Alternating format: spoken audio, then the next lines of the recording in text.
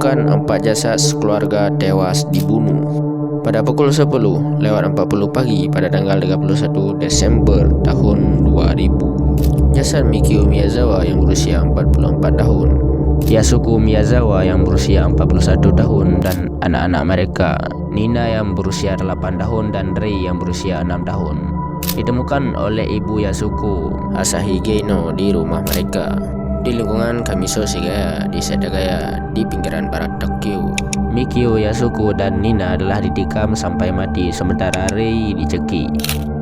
Menurut penyelidikan tempat kejadian perkara oleh Departemen Kepolisian Metropolitan Tokyo menyimpulkan bahwa keluarga tersebut telah dibunuh pada tanggal 30 hingga 31 Desember sekitar pukul 11:30 malam hingga pukul 12:05 tengah malam waktu setempat. Setelah itu si pembunuh tinggal di dalam rumah selama beberapa jam.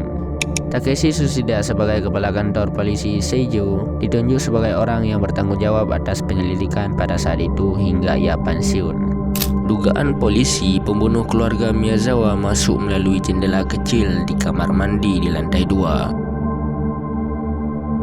Pelaku pertama kali membunuh Rei yang tengah tertidur dengan cara mencekik lehernya hingga tewas. Kronologi selanjutnya menurut dugaan detektif bahwa Mikio yang sedang bekerja di ruang kerja di lantai bawah dengan komputernya terganggu oleh suara bising di lantai atas.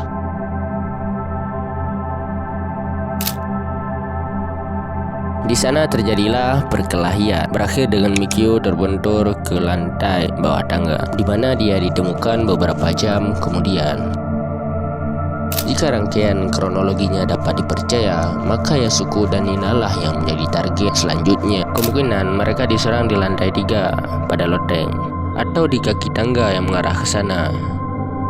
Karena kita tahu bahwa mereka sempat menggunakan kotak P3K untuk mengobati luka-lukanya. Jadi, mungkin saja si pembunuh telah menyerang mereka dengan pisau sashiminya yang patah. Sadar pisau tersebut tidak dapat digunakan lagi, dia mencoba pergi ke dapur untuk mengambil pisau yang lain. Mereka percaya bahwa si pembunuh telah melarikan diri untuk selamanya. Karena kalau tidak, mengapa mereka tidak segera memberitahu pihak berwenang? Sebalik dengan apa yang mereka kira, pembunuh kembali dengan senjata barunya untuk menghabisi mereka. Mereka dibunuh di dasar tangga menuju loteng. Setelah selesai membunuh, pelaku tidak langsung meninggalkan TKP. Malah dia menuju ke dapur di lantai 1. Dia membuka lemari es dan mengambil beberapa cup es krim untuk dimakan. Lalu dia juga sempat menyeduh minuman teh hangat. Dia sempat membalut luka di tangan kanannya akibat tersayat pisau patah yang digunakan untuk membunuh korban. Motif pembunuhan ini bukanlah perampokan karena pelaku hanya mengambil uang 150.000 yen yang setara dengan 1.500 US dollar. Diduga pelaku masih berada di rumah itu pada pukul 1 waktu Tokyo. Pasalnya pada jam tersebut pelaku sempat membuka internet melalui komputer kerja milik Mikio. Kemungkinan besar pelaku kabur antara pukul 1.30 dan pagi hari. Si pelaku banyak meninggalkan jejak sepatu di dalam dan di luar rumah. Dia juga meninggalkan tas pinggang, baju sweater, dan pisau yang patah.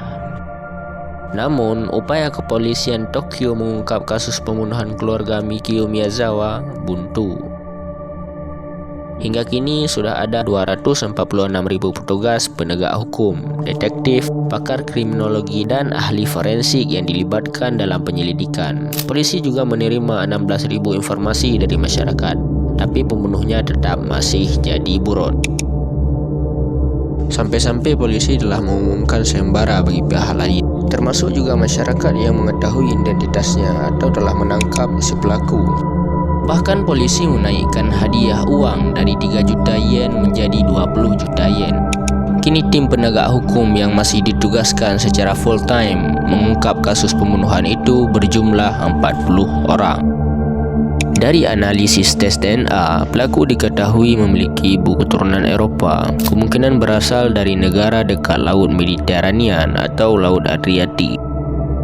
Dari analisis kromosom Y, diketahui ayah si pembunuh berketurunan Asia seperti Korea, Cina, dan Jepang. Pelaku diyakini memiliki tinggi badan sekitar 170 cm dengan tubuh kurus. Tim khusus dari Departemen Kepolisian Metropolitan Tokyo bekerja sama dengan para penyelidik dari luar negeri untuk mengungkapnya. Beragam teori muncul tentang pembunuhan ini. Di antaranya adalah pelaku adalah orang asing yang ingin membunuh orang dari ras lain. Ada juga yang mengatakan bahwa ini motif keuangan dengan Mikyu ataupun Yasuko. Sementara itu, di dalam buku berjudul Setagaya Ika Satsujin Jiken Junen Mino Shinjitsu, atau artinya kasus pembunuhan keluarga Setagaya 15 tahun fakta-fakta baru. Buku itu ditulis oleh mantan jurnalis Mainichi Shimbun atau nama penanya Fumiya Ishihashi. Dalam buku itu ia mengungkap tersangka yang dituduhkan seorang pria yang berinisial R yang merupakan mantan anggota militer Korea Selatan. Ishihashi memanfaatkan bukti yang ditemukan di tempat kejadian perkara, termasuk kotoran pelaku yang tidak dibersihkan dan dapat dilacak kembali ke provinsi Korea tempat tinggal R. Ishihashi juga mengklaim telah memperoleh sidik jari tersangka ini yang menurutnya cocok dengan sidik jari yang tertinggal di tempat kejadian perkara. Hanya waktu yang akan menjawab apakah buku ini memberikan jawaban ataupun tidak. Akan tetapi penyelidikan untuk menemukan pembunuhan keluarga Miyazawa masih belum tuntas.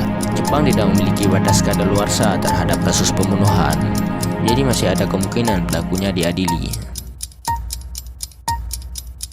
Dan itulah ringkasan kronologi pembantaian sekeluarga di Sekagaya, Tokyo, Jepang yang terjadi 24 tahun yang lalu. Maaf atas banyaknya kekurangan. Jangan lupa subscribe video ini dan like jika bisa.